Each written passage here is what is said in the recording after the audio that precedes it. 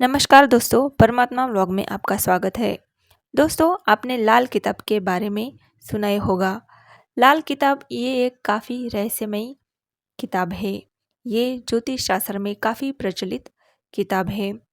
इसमें कुछ ऐसी बातें दी गई है जो हमारे जीवन के लिए काफ़ी महत्वपूर्ण है। अगर आप इस लाल किताब की 10 बातें समझ लेते हैं, उनको मान लेते हैं, तो ये यूनिवर्स भी आपकी मदद ज़रूर करेगा। कोई भी देवता आपकी मदद ज़रूर करेंगे। इस किताब में उपायों के अलावा आचार संहिता का भी उल्लेख मिलता है, जिसे हम उसूल कह सकते हैं। दरअसल लाल किताब के अनुसार यदि आप अपने कर्म सही रखें तो आपको किसी भी ज्योतिष के उपाय या किसी भी तरह की पूजा पाठ करने की ज़रूरत नहीं है। यह आचार संहिता कुंडली के भाव के अनुसार निर्मित होती है। तो चलो जानते हैं कि लाल किताब में कौन सी ऐसी 10 बातें बताई है, आचार संहिता बताई है, जिनका हमें जीवन में पालन जरूर करना चाहिए। सबसे पहली बात है कि झूठ न बोले। लाल किताब के अनुसार कुंडली का दूसरा खाना बोलने और तीसरा खाना बोलने की कला से संबंध रखता है। पहला आपके पास क्या है और दूसरा आप उससे क्या कर सकते हैं, इससे संबंध रखता है। यदि आप झूठ बोलते हैं तो दूसरे और तीसरे भाव अर्थात खाने में अपने आप ही गलत असर चला जाता है। कहते हैं कि पहली मनसा, दूसरा वाचा और तीसरा कर्मणा। कुंडली में दूसरा भाव आपके ससुराल, धन और परिवार का है और तीसरा भाव आपके कर्म और पराक्रम का भी है। अगर आप झूठ बोलते हैं तो आपका पराक्रम भी ज़्यादा रहेगा। कार्यालय और व्यवसाय दोनों ही नष्ट हो जाएंगे। वाणी बुध है और बुध को अपने कारणों से खराब करने का मतलब है कि व्यापार को खराब करना। बुध ही लोगों से संचार करने का काम करता है। इसके खराब होने का मतलब है कि जो भी लोग आकर सांसारिक या सामाजिक रूप से जुड़े थे, वे सब झूठ के कारण अलग हो गए। झूठ बोलने वाला व्यक्ति कुतर्क भी होता है। दूसरी आचार संहिता है झूठी गवाही न दे। झूठी गवाही देने का अर्थ है कि आप भी उन लोगों के पाप के भागी हैं। जरूरी नहीं है कि आपको कोर्ट में ही गवाही देनी पड़े। कई बार ऐसा होता है कि आप अपने किसी की मदद करने के लिए झूठी गवाही दे देते हैं। जैसे किसी ने फ़ोन करने पर कहा कि मेरे घर से फ़ोन आए तो कह देना कि मैं तेरे साथ, या रमेश अभी मिलेगा तो तू सुरेश के खिलाफ गवाही दे देना। और हाँ, मैंने देखा था कि सुरेश ने ही तेरे खिलाफ षड्यंत्र रचा है। इस तरह की कई बातें जीवन में घटित हो सकती है। कई लोग संपत्ति और अन्य मामलों में झूठी गवाही देते हैं। कुंडली का 9वां भाव कानून से संबंध रखता है, जो कि धर्म स्थान होने के साथ भाग्य का स्थान भी है।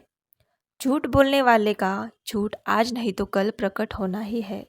हालांकि झूठ प्रकट होने से उतना नुकसान शायद नहीं हो सकता जितना कि खाना नंबर 9 के खराब होने से होगा। तीसरी आचार संहिता है मुंह से अपशब्द नहीं निकाले।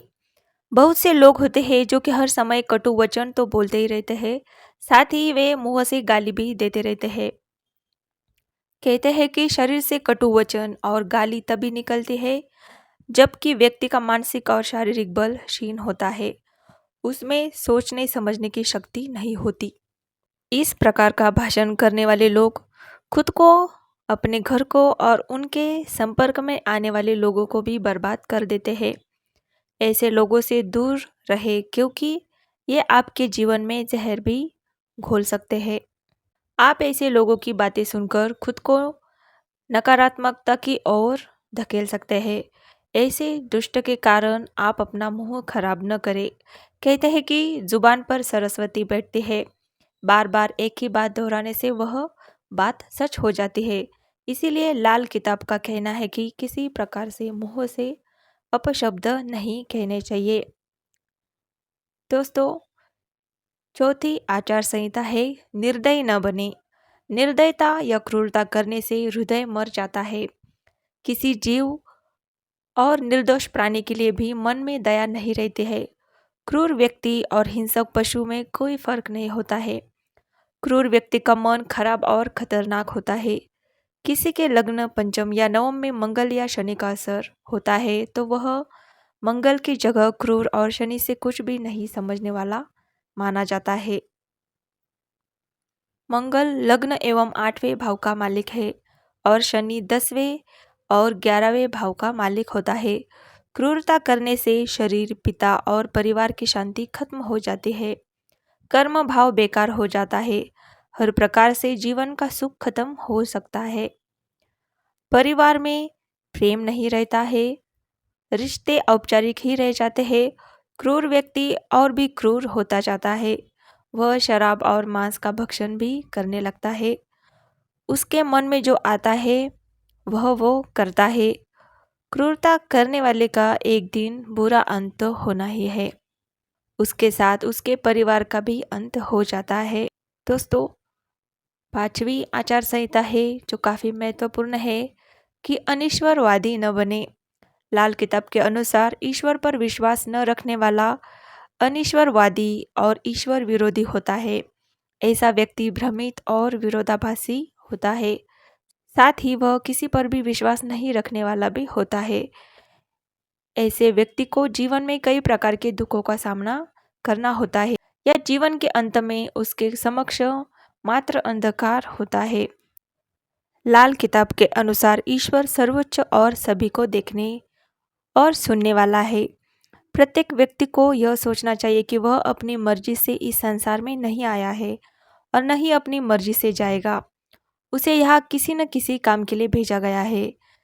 यह सब कुछ प्रकृति प्रदत्त नहीं है क्योंकि प्रकृति को भी संचालित करने वाला वही एक है। देवी देवताओं में श्रद्धा रखें। देवी या देवता ईश्वर के प्रतिनिधि है। पराशक्ति या अलौकिक शक्तियाँ या अच्छी आत्माएं आपके प्रत्येक कर्म को देख रही है। आप सच बोल रहे हैं या झूठ, आप अच्छा कार्य कर रहे हैं या बुरा कार्य, इन सब को देखने और सुनने वाले हैं देवी और देवता। जब आप मंदिर जाते हैं तो काली, दुर्गा, भैरव, शिव, महाकाल, राम, कृष्ण आदि के समक्ष खड़े होकर कुछ मांगते हो या उनकी प्रार्थना पूजा करते हो, तब यह नहीं सोचते हो कि ये सभी देवी और देवता मेरे अच्छे और बुरे कर्म को जानते हैं। आपकी हर एक शारीरिक और मानसिक हरकत को देवी और देवता समझते हैं। उन्हें आपका यही जन्म नहीं बल्कि अगले और पिछले सभी जन्म दिखाई दे रहे हैं। और आप जब भी उनके समक्ष खड़े हो तो यह ज़रूर सोचे कि मेरे अलावा और दूसरा भी है जो मेरे कर्मों को जानता है। देवी और देवताओं में अपनी श्रद्धा को बढ़ाए। खासकर कुल देवी और कुल देवता को जरूर पूजें। परिवार की मर्यादाओं के अनुसार अपने देवी देवताओं की पूजा पाठ में कभी भी आनाकानी न करें। दोस्तों, 7वीं आचार संहिता है कि कभी भी ब्याज का धंधा ना करें। लाल किताब के अनुसार ब्याज का धंधा करने से शनि का प्रकोप प्रारंभ हो जाता है। यह जीवन के किसी भी मोड़ पर दंड देता है। कभी कभी यह भयंकर परिणाम देने वाला होता है तो कभी यह संचित कर्म का हिस्सा बन जाता है। हालांकि इसके पीछे एक तथ्य है कि ब्याज का धंधा करने वाले को बद्दुआ ज़्यादा मिलती है। उसकी बुद्धि रुपयों को लेकर अलग ही तरह की निर्मित हो जाती है। वह अपने परिवार पर किसी भी प्रकार का खर्च करना है तो भी अपने नुकसान के बारे में ही सोचता है। 8वीं आचार संहिता है शाकाहारी बने रहे। वैसे यदि कुंडली में मंगल की स्थिति ठीक नहीं है तो मांस मछली नहीं खाना चाहिए। कहते हैं कि खून खराब होने से मंगल खराब हो जाता है। मंगल के खराब होने से जीवन से पराक्रम, कार्य और शांति नष्ट हो जाती है। खून के खराब होने से और भी कई तरह की समस्याएं जन्म लेती है। बद मंगल अपराधी बनाता है और नेक मंगल सेनापति, राजनेता, पुलिस ऑफिसर या बेहतर खिलाड़ी। यह भी कहा जाता है कि जो व्यक्ति जिस तरह का मांस खाता है उसी तरह का उसका चरित्र और प्रवृत्ति का विकास होता है। जो बच्चे माँ का दूध कम पीते हैं और जानवरों का ज़्यादा, उनकी कार्यशैली में जानवरों जैसा ही व्यवहार देखा जा सकता है। दरअसल मांस मच्छी खाने से व्यक्ति के शरीर और मस्तिष्क की प्रकृति बदल जाती है। शराब न पिए। जिस तरह से मांस खाने से मंगल खराब होता है, उसी तरह शराब पीने से शनि और राहु राहु हमारे दिमाग की ताकत है, दिमाग नहीं। जैसे बादल में बिजली होती है जो दिखाई नहीं देती, लेकिन जब किसी पर गिरती है तो जान ले लेती है। चमकी है तो अंधा कर सकती है, क्या शराब दिमाग पर शासन नहीं कर सकती? बुध ग्रह हमारी बुद्धि का कारण है, लेकिन जो ज्ञान हमारी बुद्धि के बावजूद पैदा होता है उसका कारण राहु है। जैसे मान लो कि अकस्मात हमारे दिमाग में कोई विचार आया, कल्पना आई, तो उसका कारण राहु है। राहु हमारी कल्पना शक्ति है, तो बुध उसे साकार करने के लिए बुद्धि कौशल पैदा करता है। राहु चलता है गुरु के कारण। राहु का खराब होना अर्थात व्यक्ति बेईमान या धोखेबाज होगा। ऐसे व्यक्ति की तरक्की की कोई शर्त नहीं। राहु का खराब होना अर्थात दिमाग की खराबियां होंगी, व्यर्थ के दुश्मन पैदा होंगे, सिर में चोट लग सकती है, व्यक्ति मद्यपान या संभोग में ज़्यादा रत रह सकता है। कहते हैं कि शराब जिंदा आदमी को शैतान बना देती है, लेकिन हम कहना चाहेंगे कि वह राहु बना देती है। राहु खराब तो गुरु भी नष्ट समझो। 10वीं आचार संहिता है कि पराई स्त्री के साथ संबंध ना बनाए। यह कार्य सबसे बुरा है। इससे शुक्र खराब हो जाता है, इससे लक्ष्मी रुष्ट हो जाती है, अंततः धन सुख और वैभव नष्ट हो जाता है। यदि आपकी शादी हो गई है और फिर भी किसी अन्य स्त्री के साथ आप रमन करते हैं, तो यह धोखा देने के साथ पाप भी है। यह नियम किसी ऐसी स्त्री पर भी लागू होता है जो कि पराये मर्द के साथ संबंधों में है। लाल किताब के अनुसार यह सबसे बुरा कर्म होता है, जिसके परिणाम व्यक्ति को आज नहीं तो कल भुगतना ही होते हैं। इसके अलावा लाल किताब में और भी कई नियम बताए गए हैं, जैसे सलीके से कपड़े पहनना जरूरी है, कान और नाक को छिदवाना, नाक को हमेशा साफ रखना, दांतों को साफ रखना, कीकर की दातून करना, संयुक्त परिवार में रहना, ससुराल से बैर न रखना, कन्या बहन और बेटी को प्रसन्न रखना और उन्हें मीठी चीज़ें देना, माता भाभी और मौसी की सेवा करना, विधवा की सहायता करना, पत्नी की देखभाल करना, मेहतर को रुपया देना, निसंतान से रुपए नहीं लेना, छत में छेद न करना, कुत्ते को न सताना, कुत्ते को रोटी देना, दक्षिणामुखी मकान में न रहना, घर में कच्ची जगह रखना, अपंगों और अंधों को भोजन खिलाना, चिड़ियों मुर्गियों और पक्षियों को दाना डालना, बंदरों को गुड़ खिलाना, गाय को रोटी खिलाना, मंदिर में झाड़ू लगाना, हनुमान चालीसा पढ़ना आदि कई नियम है, जिनका पालन करने से व्यक्ति पर किसी भी प्रकार का संकट नहीं आता है और उसे उस यूनिवर्स की, उस दैवीय शक्ति की सहायता मिलती है। तो यह है लाल किताब में दिए गए 10 ऐसे नियम। दोस्तों, हम सबको इसका पालन ज़रूर करना चाहिए। वीडियो अच्छा लगे तो प्लीज़ एक लाइक कीजिए, शेयर कीजिए, कमेंट कीजिए। वीडियो अंत तक देखने के लिए आपका बहुत बहुत धन्यवाद।